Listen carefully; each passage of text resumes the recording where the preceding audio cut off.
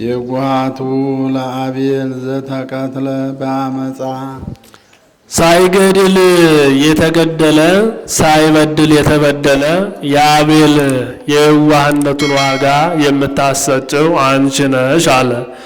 ይህስ እንደምንድን ነው ቢሉ አዳምና ሔዋን በ30 ሩካቤ 60 ልጆችን ወልደዋል። የአቤል መንትያ አቅሌማ የቃየል መንትያ ልዑድ ትባላለች። ከዚህ በኋላ አዳም ሔዋንን ናሁ ወርዘው ደቂቅኪ ሔዋን እነሆ ልጆችሽ መጠና አነስት ደረሱ እናጋባቸው አላት። እርሱም ወደፊት ዘመድ ከዘመድ አይጋባ የምትል ስርዓት እንደምትሰራ ተገልጾለት የዕለት ጽንስ ካገናኛቸው የዕለት ጽንስ ያላገናኛቸውን ማጋባት ይሻላል ብሎ የአቤልን መንትያ ለቃየል የቃየልን መንትያ ለአቤል አጋብቷቸዋል። ይህች የቃየል መንትያ ልዑድ ወትመስል ሔዋንሃ እማይላል እጅግ መልከ መልካም ነበረች። በዚህ ጊዜ ቃየል ተቆጥቶ የእኔን መልከ መልካም መንትያ ለአቤል ሰጥቶ የእርሱን መልከ ጥፉ ለእኔ ሰጠ ብሎ ተቆጣ፣ አዘነ፣ ተከዘ። በዚህ ጊዜ አዳም አባታቸው በሉ ይህ ፈቃድ እግዚአብሔር ነው፣ አሁንም እርሷን ማግባት ከፈለግ ሁለታችሁም መስዋዕት ተሰውና መስዋዕቱን እግዚአብሔር የተቀበለለት እርሷን ያግባ አላቸው። ለጊዜው ፈቃድ እግዚአብሔር መሆኑን ለማስረዳት ነው። ፍጻሜው ግን በዚያው ስርዓተ መስዋዕትን ለማለማመር ነው። ከዚህ በኋላ አቤል ወኮነ ኖላዊ አባጌ ይለዋል። የበግ ጠባቂ ነበርና ከበጎቹ መካከል ወጣቱን ጥቦት በግ አምጥቶ ቀንዱ ያልከረከረውን ጸጉሩ ያላረረውን ጥፍሩ ያልዘረዘረውን መርጦ እግዚአብሔር ንጹሐ ባህሪ ነው ንጹሕ ነገር ይወዳል ብሎ ይህንን ሰውቷል። በዚህ ጊዜ እግዚአብሔር መስዋዕቱን ተቀብሎለታል። በምን ይታወቃል ቢሎ ከሰማይ እሳት ወርዶ በልቶለታል። በዚያውም ላይ ከመስዋዕቱ ላይ አቤልሰ አቅረበ በንጹሕ የሚል ቃል ተሰምቷል። ቃየልም ገበሬ ነበር። ከሚዘራው ከስንዴው መቼስ እግዚአብሔር መስዋዕት ቢሰዋ አባቴ አዘዘኝ እንጂ መስዋዕት ቢሰዋ እግዚአብሔር አይበላው ብሎ ንጹሕ ያልሆነውን እንክርዳዱን ከስንዴው ሳይለይ እንክርዳዱ እንደተጨመረበት አምጥቶ መስዋዕት ሰዋ። በዚህ ጊዜ እግዚአብሔር መስዋዕቱን አልተቀበለለትም። በምን ይታወቃል ቢሉ ቁራ መጥቶ በትሮበታልና። በዚያውም ላይ ከመስዋዕቱ ላይ ቃየል በንጽህና እንዳላቀረበ መስክሮበታል። ከዚህ በኋላ ቃየል ተቆጣ። አዳም አባቴ ቢያደላ በእኔ እግዚአብሔር ቢፈርድ በእኔ እንደኔ ያለ የተናቀ ማን አለ ብሎ ተናዶ ወጥቶ ሲሄድ ሰይጣን በጎልማሳ አምሳል ከመንገድ ላይ ጠብቆ አንተ ጎልማሳ ወዴት ትሄዳለህ? ምን ያትክዘክ ኦ አዛል እንዲል ምን ያሳዝናል? አዝናሃል፣ ተክዛሃል አለው። እግዚአብሔር ቢፈርድ በእኔ አባቴ አዳም ቢያደላ በእኔ የኔን መልከ መልካም ለአቤል ሰጠብኝ አባቴ። እግዚአብሔርም መስዋዕቴን ሳይቀበል ቁራ እንዲበትንብኝ ያደረገ አለ። ከዚህ በኋላ ይህ ሰው መስሎ የተገለጠለት ጋኔን ምን ያሳዝናል? አሁን ሂደህ እርሱን ገለህ እርሷን ማግባት አትችልምን አለው። መግደል ምንድነው ብሎታል። ከዚያ በፊት መገዳደል አይታወቅም ነበርና። በዚህ ጊዜ ሁለት አጋንንት አንዱ ሰው አንዱ ቁራ ተመስለው መጡ። ሰው ተመስሎ የቆመው ቁራውን በድንጋይ ቢመታው ክልችው አለ። ከዚህ በኋላ እግዚአብሔር አስቀድሞ አዳምን መሬት አንተ ወትገብ ውስተ መሬት ብሎ እግዚአብሔር የነገረውን ያንን አዳም ለልጆቹ ነግሯቸው ነበርና ለካ ሞትን አለ ብሎ ወዲያው ተመልሶ ወደ ቤቱ ይሄዳል። ከቤትም ከሄደ በኋላ ቃየል አቤልን ወንድሜ በልና ወደ ማሳ ሄደን እሸት በልተን ወደ ወንዙም ወርደን ውሃ ጠጥተን ተጫውተን እንመጣለን አለው። አቤልም እንደሚጠላው እያወቀ አብሮት ተከትሎት ሂዷል። ወደ ማሳ ገብተው እሸት በልተው በኋላም ውሃውን ጠጥተው ውሃ ሊጠጡ ወደ ወንዙ በሚሄዱበት ጊዜ አስቀድሞ ቃየል ታላቅ ነውና እርሱ ጠጥቷል። ከእርሱም ቀጥሎ አቤል ሊጠጣ ጎንበስ ሲል ድንጋይ አንስቶ በአናቱ ላይ ጭኖበታል።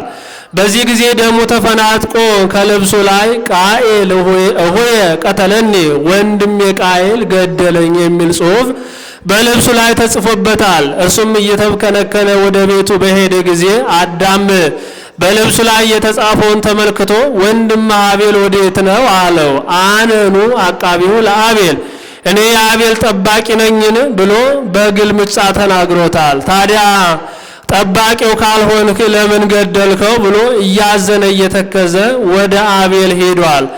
አቤል ወንድሙ ቃየል እንደሚገድለው እያወቀ ለወንድሙ ፍቅር ብሎ ከወንድሙ ጋር አብሮ ሂዶ ሙቷልና ለአቤል የዋህነቱን ዋጋ የምታሰጨው አንቺ ነሽ ያለው ለዚህ ነው። አቤል ማለት የዋህ በግ ማለት ነው።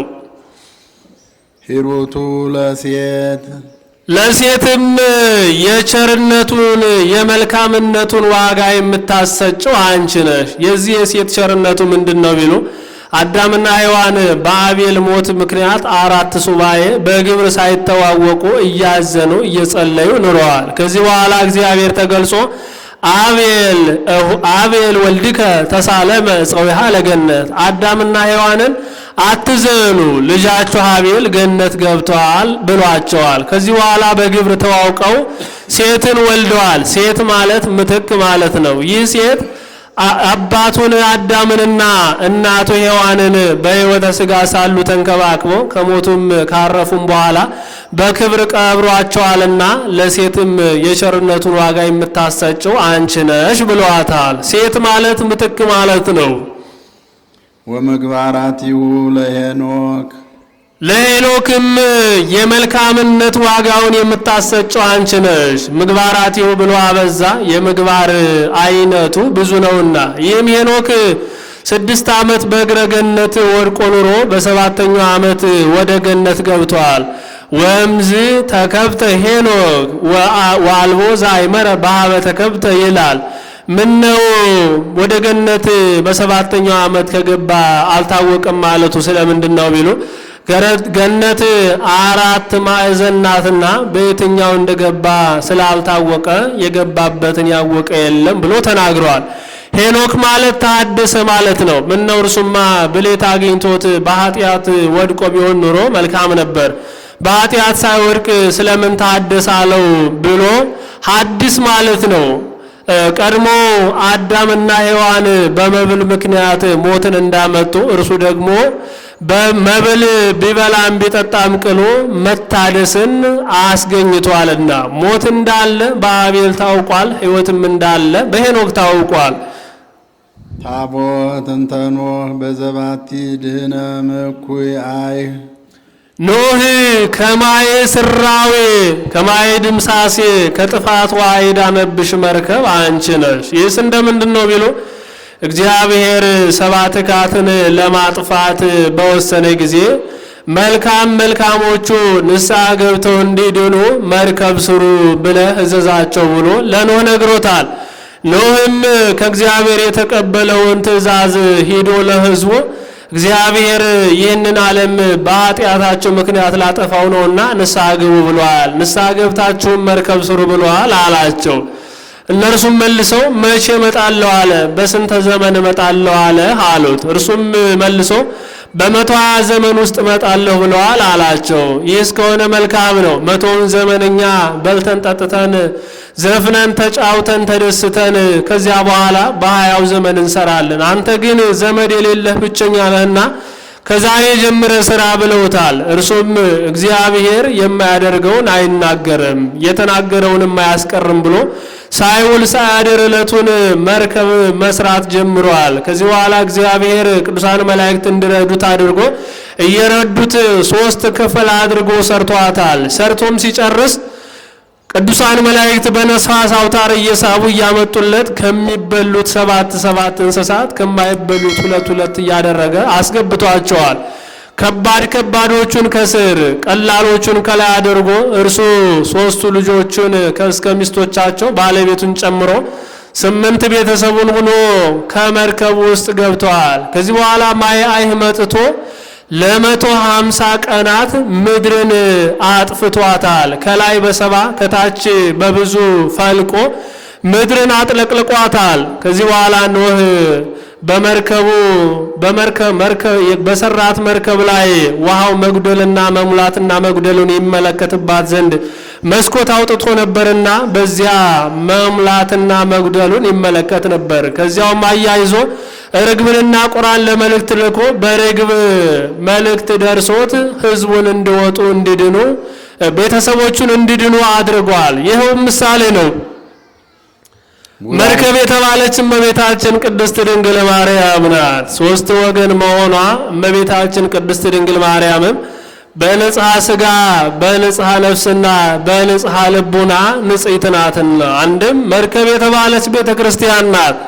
ሶስት ወገን ሶስት ክፍል ሆና ይች መርከብ መሰራቷ ቤተ ክርስቲያንም ቤተ መቅደስ ቅድስትና ቅኔ ማህሌት ተደርጋ ትሰራለችና በውስጥ ሆነው የዳኑት በቤተ ክርስቲያን ዘወትር የሚመላለሱ ምእመናን ናቸው። በውጭ ያሉ የጠፉት ወደ ቤተ እግዚአብሔር የማይመላለሱት ናቸው። አንድም በውስጥ ሆነው የዳኑት በእመቤታችን በአማላጅነቷ የሚድኑት ናቸው። በውጭ ሆነው የጠፉት ግን የእመቤታችንን ቅድስናዋን የሚክዱ በአማላጅነቷ የማያምኑ ሰዎች ናቸው። አንድም መርከብ የተባለች ጥምቀት ናት። ሶስት ወገን መሆኗ ሶስት ጊዜ ብቅ ጥልቅ ተደርገን እንጠመቃለንና አንድም በስመ ሥላሴ እንጠመቃለንና አንድም መርከብ የተባለ የኛ ትንሣኤ ነው። ሶስት ወገን መሆኑ በሶስተኛው ቃለ ቀርን ድምፀ ቃለ ቀርን እንነሳለንና ቡራኬሁ ለሴም የሴም ምርቃቱ አንቺ ነሽ።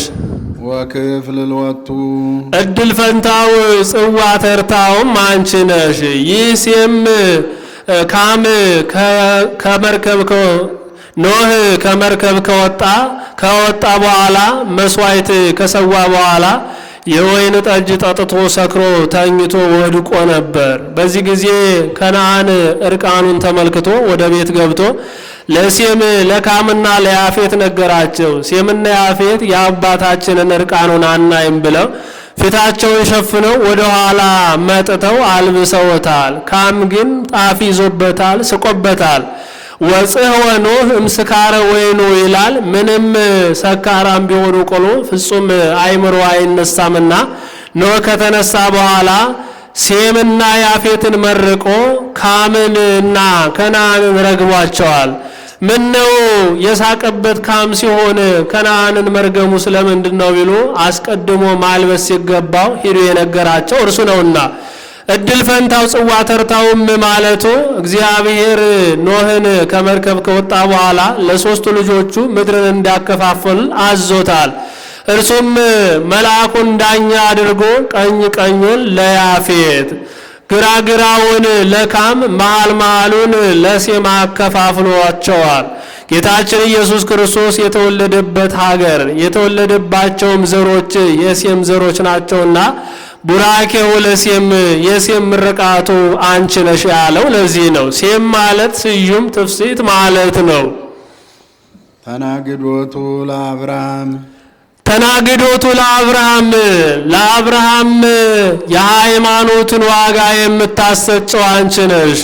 ይህስ እንደምንድን ነው ቢሉ የአብርሃም አባት ታራ ይባላል። እርሱም ጣዖት በመሸጥ የሚተዳደር ነው። ከዕለታት በአንደኛው ቀን አብርሃምን ይህንን ጣዖት ሽጠና ብሎ ወደ ገበያ ላከው። አብርሃምም ጣዖቱን ሊሸጥ ወደ ገበያ ሲሄድ ከመንገድ መካከል ሲደርስ ርቦኛልና አብላኝ አለው። መልስ የማይመልስለት ሆነ። እባክህን ጠምቶኛል አጠጣኝ አለው። አሁንም መልስ የማይሰጠው ሆነ።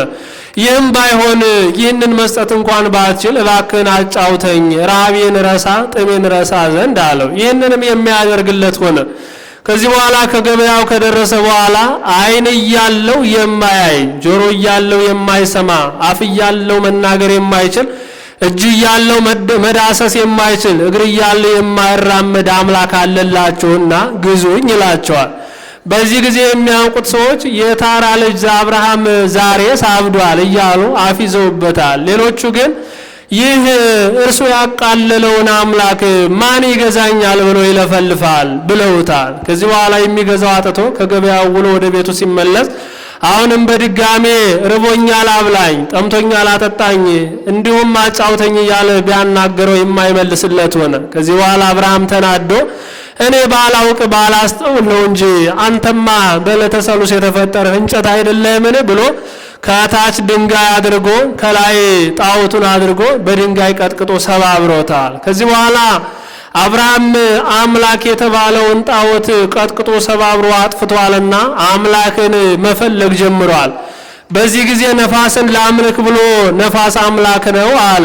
ነገር ግን ቢመለከት ነፋስን ተራራ ሲያስቀረው ግርግዳ ሲገድበው ተመልክቷል። ይህስ አምላክ አይደለም ብሎ ነሳትም ኃያል ነው፣ ቢሞቁት ቢበርድ ያሞቃል፣ እንዲሁም እሳቱን እንጨቱን እርጥቡንም ደረቁንም ያቃጥላልና ኃያል ነው፣ እርሱን ላምልክ አለ።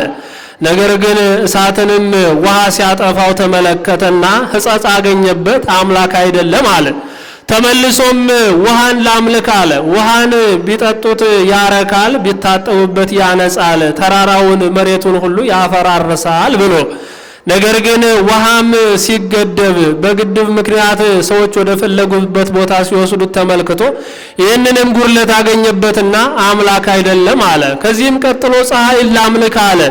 ፀሐይ ኃያል ናት፣ ሰው ሊጨብጣት አይችልም ብሎ ላምልክ አለ። ነገር ግን ፀሐይንም ማልትና ሌሊት ሲፈራረቃት ተራራ ሲገድባት ተመለከተ። ከዚህ በኋላ አብርሃም ያንንም ላምልክ ቢል ሁሉንም ሕጸጽ አገኝቶበታልና አምላክን ማግኘት ቢፈልግ አምላከ ፀሐይ ተናበበኔ፣ ይህችን ፀሐይ የፈጠረ አምላኬ እግዚአብሔር ሆይ እባክህን ተገለጠልኝ አለ።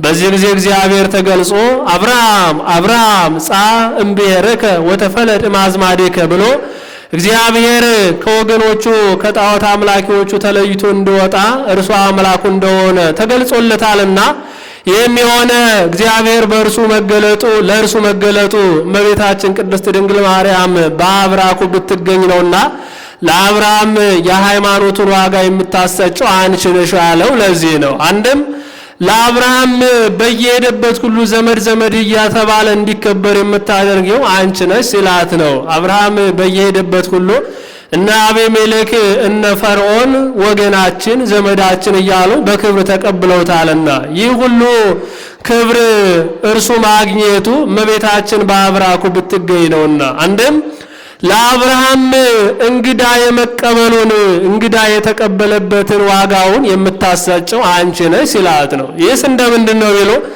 አብርሃም ቤቱን ከተመሳቀለ ጎዳና ላይ ሰርቶ የወጣ የወረደውን ያለፈ ያገደመውን ሁሉ እየተቀበለ በቤቱ ሲያስተናግድ ይኖር ነበር። ከዕለታት በአንደኛው ቀን ሰይጣን በዚህ በመልካም ስራው ቀንቶና ጠልቶት ተመቅኝቶት ራሱን ገምሶ ደሙን አፍስሶ አጥንቱን ከስክሶ በመታት ከመንገድ ተቀምጦ እንግዶችን ይከለክልበት ጀመር። እንግዶች መጥተው ወዴት ልትሄዱ ነው ይላቸዋል። ወደ አብርሃም ቤት ሄደን በልተን ጠጥተን ልንመጣ ይሉታል። እርሱም መልሶ አይ የድሮ አብርሃም መሰላችሁን? እኔም እንደናንተ መልካም ሰው መስሎኝ ያበላኛል ያጠጣኛል ብዬ ወደ እርሱ ቤት ብሄድ ይኸው እንደምታዩት ራሴን ገምሶ አጥንቴን ከስክሶ ደሜን አፍስሶኝ አላቸው። እነርሱም ደንግጠው ተመልሰው ወደ ቤታቸው ሄደዋል። እንዲህ ያደረገ 3 ቀን እንግዳ ከልክሎበታል። በሶስተኛው ቀን እግዚአብሔር የአብርሃምን ደግነቱን 3 ቀን እንግዳ ከሌላ አልበላም ማለቱን ጽናቱንም ተመልክቶ በሶስት አረጋዊ አምሳል ተገልጾለታል። አብርሃምም ወጥቶ ቢመለከት ሁልጊዜ እንግዶችን አሻግሮ ተመልክቶ እንደሚያመጣ ሁሉ ወጥቶ ቢመለከት 3 ጎልማሶች አረጋውያን ተቀምጠው ተመለከተ። ከዚህ በኋላ እየገሰገሰ ሄዶ ገሃሱ አጋእዝቲ ቤተ ገብርክሙ ጌቶች ወደ ቤት ገብታችሁ እግራችሁን ታጥባችሁ ምግብ ቀምሳችሁ ሄዱ አላቸው። በዚህ ጊዜ እነርሱ መልሰው ካላዘልከን አንገባም አሉት። እርሱም ደስ ብሎት አንዱን አዝሎ ወደ ቤት ሄደ። ከቤት በደረሰ ጊዜ ግን ሁለቱን ተቀምጠው አግኝቷቸዋል። ከዚህ በኋላ ሰው ተራ ሩቅ ብእሲ ሰዎች እንዳልሆኑ ተረድቶ ለሳራ እንዲህ ይላታል፣ 3 መስፈሪያ ዱቄት አንድ አድርገሽ አቅርቢ፣ ወተትም አዘጋጅ ብሎ እርሱም ወይፈኑን የሰባውን አዘጋጅቶ አርዶ መግቧቸዋል። አሁን ሥላሴን ምግብ ተመገቡ ማለታችን እሳት ቅቤ በእሳት ላይ እንደመጨመር ያለ ነው። ከዚህ በኋላ እነርሱም በቤቱ ተስተናግደው ወጥተው ሲሄዱ የይስሐቅንም መወለድ ብስራቱን ከነገሩት በኋላ ከሦስቱ አንዱ እግዚአብሔር ወልድ ወደፊት ሰው እንደሚሆን ተገልጾ አመ ከመዮም እገብ ሀቤከ የዛሬ ዓመት እንደ ዛሬው ሁሉ ከቤትህ እመጣለሁ በቤትህ እገኛለሁ ብለው ወደፊት ከእርሷ አብራ ከምትገኝ ከእመቤታችን ከቅድስት ድንግል ማርያም ሰው የመሆኑን ነገር ለአብርሃም ነግረውታልና እንግዳ የመቀበሉን ዋጋ የምታሰጨው አንቺ ነሽ ያለው ለዚህ ነው። አብርሃም ማለት አበ ብዙኃን የብዙዎች አባት ማለት ነው። መዓዛሁ ለይስሐቅ ይህ ጉባኤ ነው ለመጀመሪያ ያነቃን ለመፈጸምም ያበቃን አምላካችን እግዚአብሔር ዛሬም ዘወትርም የከበረና የተመሰገነ ይሁን።